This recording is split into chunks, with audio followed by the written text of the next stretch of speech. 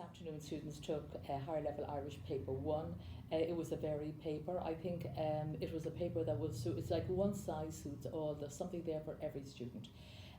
If I just run through the paper now briefly, in the essay section there were 5 titles. A very great favourite of students would have been The Dilemma of the Housing Crisis in Ireland. I'm delighted it was there. I think every teacher in Ireland will be delighted it's there. It was one of the hot tips for this year. I think the vast majority of students will opt for it. Moving on then to women in sport in Ireland today. Also changes to improve life in Ireland in recent years. Number D, or the D essay again, was a lovely title, The Enjoyment and Pressure Attaching to Second Level Students. All students today could identify with this. So if they hadn't, say, the housing crisis prepared, that is a lovely topic they possibly would have opted for. The last essay, E, would have been one that I would have an extra grind with. The political relationship between the countries of the world is uneasy at the present time. Irrespective of a student's standard of Irish, knowledge was required, and without the knowledge, if you had I myself would have been hard pushed to go on that title. Moving on then to the second section, that would be Scale. The Shannock and Hagan Keel Revish would have been widely understood by students.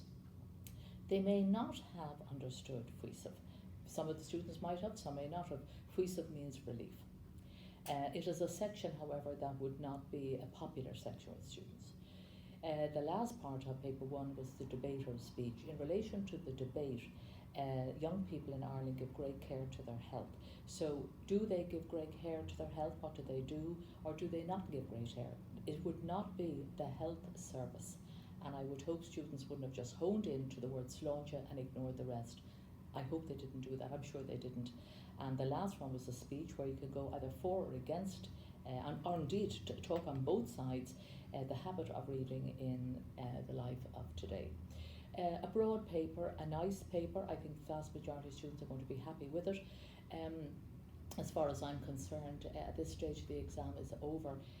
Tomorrow will be paper 2, but students will have studied everything, and in relation to the Lei Fishkin, they take their answers directly from the piece with the exception of one question. So I think if today went for them, they've every confidence of doing well overall.